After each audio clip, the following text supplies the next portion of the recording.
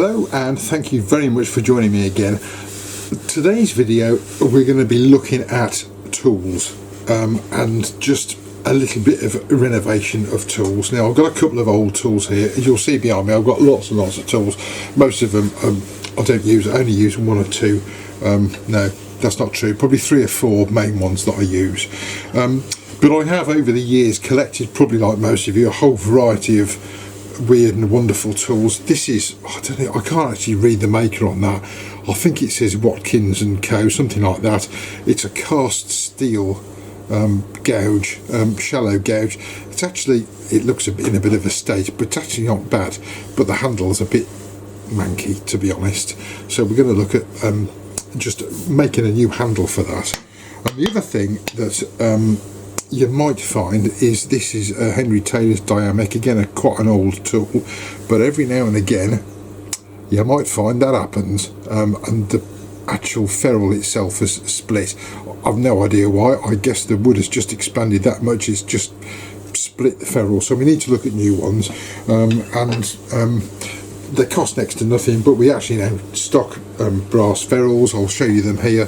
There's 3 sizes, if I can hold them up, a 19mm, 22mm and 25mm, and you'll see if I hold this one up, I'm not sure if the camera will quite pick it up, it's flat on this end and there's a slight bevel on that one which assists in slotting it onto the tool when it comes to doing another one. So my plan today, and as always I have these plans that don't always work out, is to make a new short handle for this one and put a new ferrule on this, so I have a whole new handle for this one.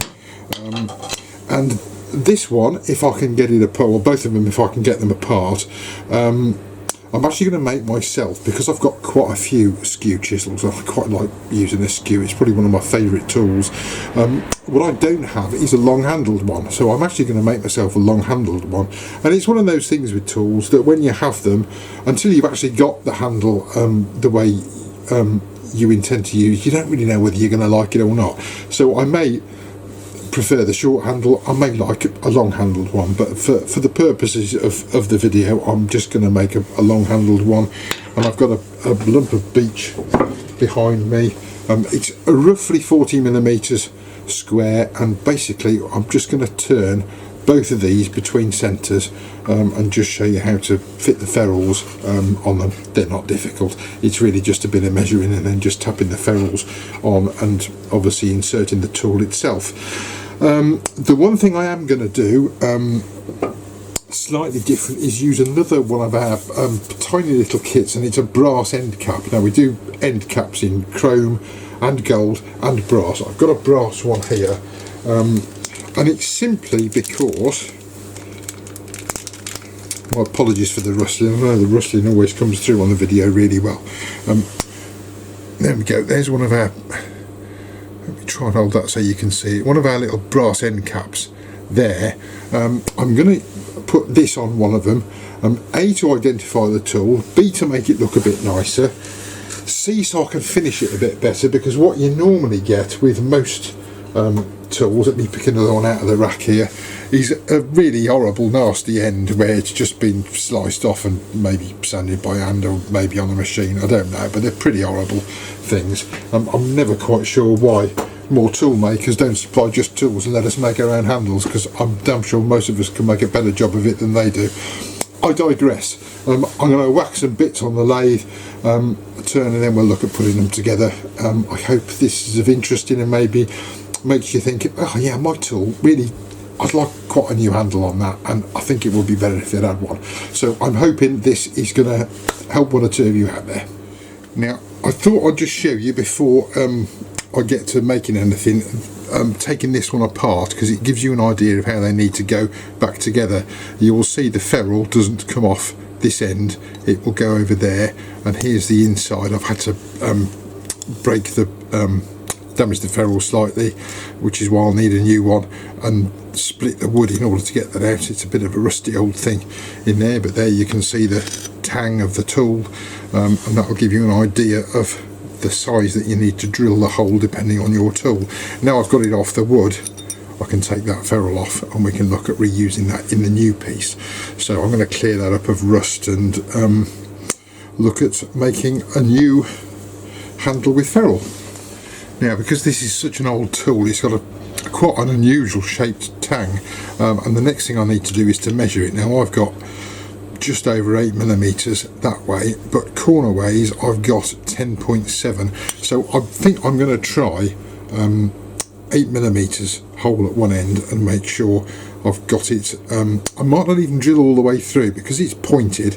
It'll drive itself into the wood a certain way, and this is obviously going to depend what the tang of how your tool, I'll get my teeth in a minute, how your tool tang is designed and shaped as to how you'll drill the hole for it to go into. But I'm going to drill this probably 2/3 the length and 8mm across. I'm hoping that's going to be enough to force the wood open, enough to grip the ferrule, stop the wood splitting, and be nice and tight in there as well. I have marked the centres at each end, and I'm doing this on the lathe so you can see, and it saves me moving the camera. I've got quite a nice big lathe so I can drill on here. You could quite easily drill on a pillar drill or even with a hand drill if you want to, but you do need to make sure that it goes in absolutely level, otherwise you'll have a tool handle there and a tool handle, the actual business end of the tool, shall we say, the blade, coming out at a funny angle. So as I say, I'm going to drill this 8mm on the lathe and see where we go from there. Now, for mounting the piece, normally you would think you would probably use a drive centre like so with teeth, but because we've drilled a hole in here, I'm actually going to use a dead centre at this end because it's going to centre it. If I hold that up to the camera, you can see that I can move it around on there. I guess you could do it the other way around. You could centre that first and then turn it round and then drill your hole and then remount it on that, but I'm just going to use a dead centre because frankly I like driving with a dead centre.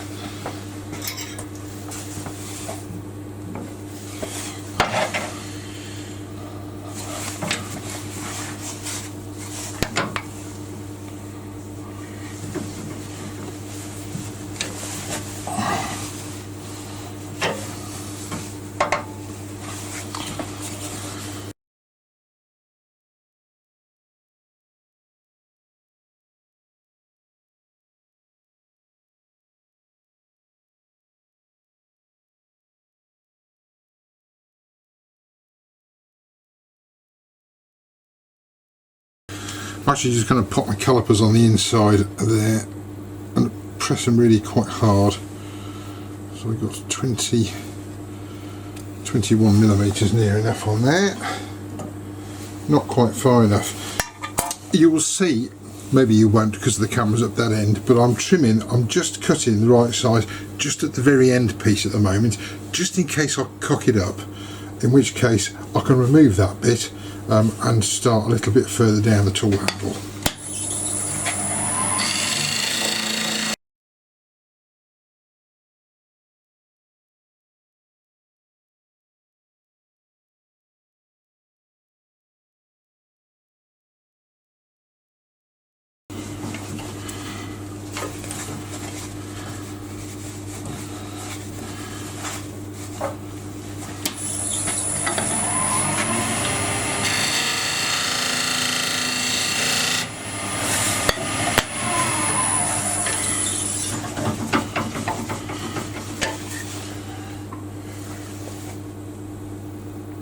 Looks about right to me. That's a nice fit, so we'll trim the rest of that down to the same diameter as this.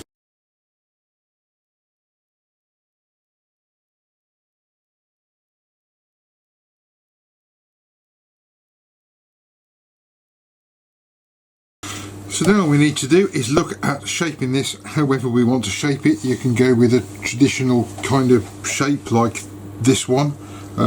It's entirely up to you how you do it. I have done them before. Let me grab it.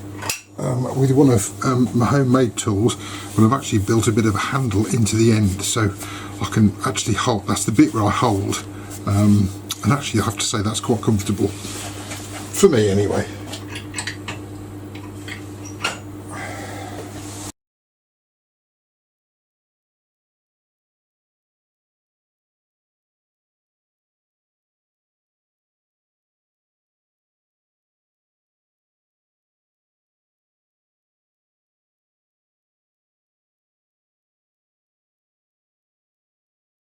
So I've now got a tool handle I'm quite happy with. I've got my ferrule, I've got the tool steel itself, and I'm now going to look at putting them together. Now this is made the traditional way, and we might end up with a flat end on this, but what I'm actually going to have to do is hammer the handle onto the tool steel. So I'm going to leave this little knobble on the end for the time being, and I'm going to finish that off, cut it off and finish it by hand. Otherwise I'll finish the end and then have to hammer the end, and I'm probably going to ruin the nice turn bit. So that is my plan for this one. We're just going to take it off, and just to double check that the ferrule fits okay. Actually it fits rather nicely on there, look. I think by the time I've pushed it on really hard, that'll be fine. But you need to note that the ferrule goes on first, then this tool steel needs to go in, and I might even have to drill a bit further.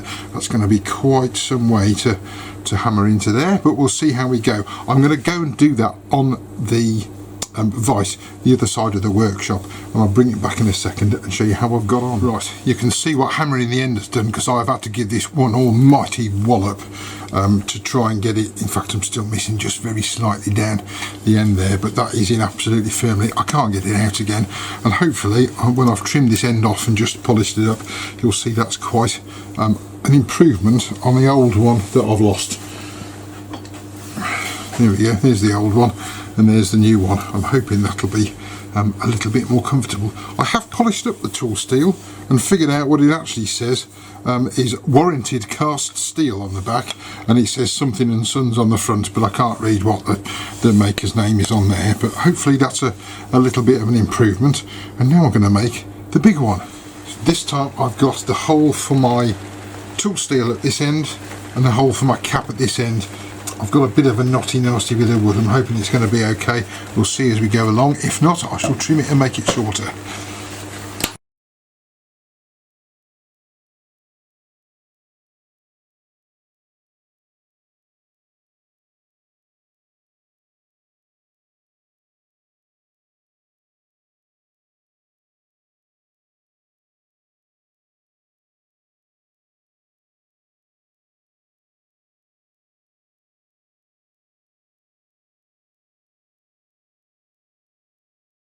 Now you might have noticed when I was turning that, I've actually put the ferrule on the end when I was turning it, and that's only because I've got a split in the wood and I did want to keep it this nice long length if I can. The hole at this end, I think I might use a transfer punch set. Some of you might know it as a pen disassembly set, just to pop down there to tap the tool steel into place. And hopefully I'll have got the hole a little bit better on this one than the other one. What I actually did in the end was go 7mm a bit further down, and then 8mm a bit further up, and then I think at the top about 8.5mm. So I'm hoping it'll go in and be not quite as difficult to knock in as the last one. I shall go and have a bash, as they say. So I've tapped on the end there. I actually had to make the hole slightly bigger. I actually went about 10mm on this one, but that's a question of measuring the tang on your tool. So for this end, what I actually used to hammer it in was, I just found myself an old screw and I popped it in the end, and I tapped that to get the tool on so I didn't damage the end of the wood there. Because now what I'm going to do, hopefully, he says with extreme confidence, is pop the little, it's actually a bit too long, the dowel on that. I'm going to have to trim that off. Let me trim that off, and then we'll come back. Actually what I'll do, I'll just sand that end off and then show you popping the cap on the end. Right, I've sanded the end of that dowel off. I'd normally cut it in half, but just quickness, just to show you. And then that little brass cap will slot, it's quite tight on the end there. And there we have the finished long-handled tool. So there we have two old handles replaced with one new short handle and one long handle. I have to hold that some way away for you to see it there, with a little brass end cap on the end there. I haven't tried it yet, so I shall try that when I finish the video. I'm sure it'll be okay. Feels quite comfortable actually, I have to say. But of course the idea is you make it exactly as you want to. I hope that's helpful. As I've said, we sell a few of these little bits and pieces. They're not very expensive, but kind of handy. I hope that's helpful. Please come and have a look around the website. Until next time, safe turning, happy turning. I will see you soon. Cheerio. Bye bye for now.